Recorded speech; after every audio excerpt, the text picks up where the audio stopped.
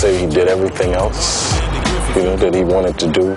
He had been through every phase just about, dabbled with like R&B, the jazz, and the rock fusion thing. And he was going around, and I guess there's only one thing left to do to complete the circle, would be to head for the streets.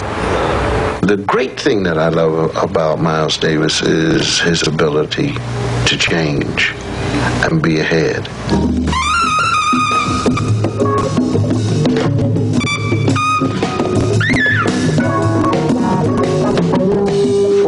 Whatever his reasons were, there was this man who was trying to push music constantly past him, even music that he loved.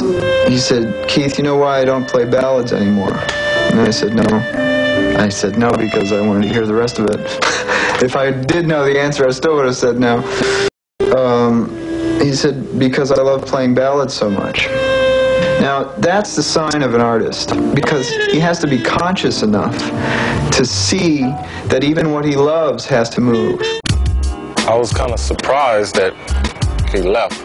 You know, he could have at least told me he was going to leave, but that's okay too. We made it as far as 6 songs, and Bee Bop was the last song that we actually got to record, and then after that he went away to another state, and then that's when he went ill and died.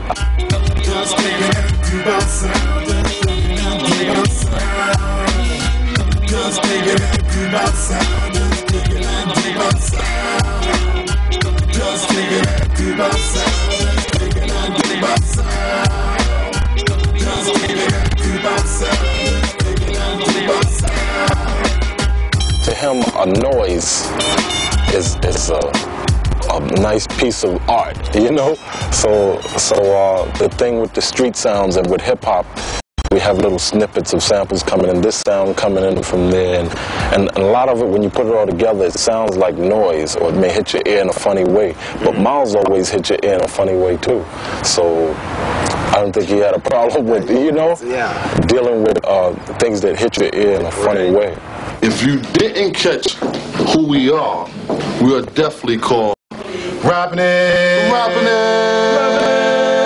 It's fundamental. Word up. We're rappers. We're not singers. Back in a housing project in Brooklyn called Lafayette Gardens. It's in Bedford-Stuyvesant, borderline Fort Greene. And we always lived there together. And separately, we never knew that we would come together. But JR was singing in church and playing drums and trumpet. AB was always singing and dancing with his family. And I was always in church playing drums. House DJ, messed around with keyboards and different things like that. Eventually we came together because AB had this idea for doo-hop. That is, he had an idea to mix doo-wop with hip-hop. And maybe I can say when I came along, I helped bring that fusion together. He didn't really actually know how to do it, but with the musical style, brought it out. Just dig it and do about sound. Just dig it and do about sound. With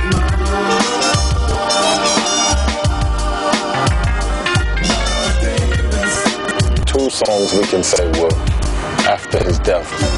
And what happens is Warner Brothers digs into the vaults of 1985 and digs out 4 songs and tells me, pick the best 2, whatever you can do with them, remix them. Those songs ended up being Now, Fantasy, and High Speed Chase. What happens is all of the music gets dropped, and his horn is the only thing that's left standing there. So I just build all around that. In the 50s, the status symbol in North Philadelphia for certain groups of teenagers was to be into Miles Davis. I mean, if you said Miles Davis, you were cool. If you had Miles Davis albums, you were on top of things. So the man was more than just a musician, because those of us who were just fans and listening to his music, and his music reached us, for him to be that strong that we carried his albums around, and you have the latest, and you were nothing if you didn't have the latest Miles Davis album. That in itself speaks of his power, which is still the same.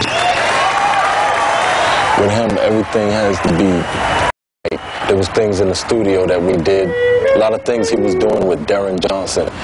Arrangements, when he was doing them, I was sitting down and I was watching them, and I was saying, well, why are they going through all of this? Then when the whole thing is finished, and I sat down and listened to it, I said, he knew what he was doing, and he knew what he was going after, because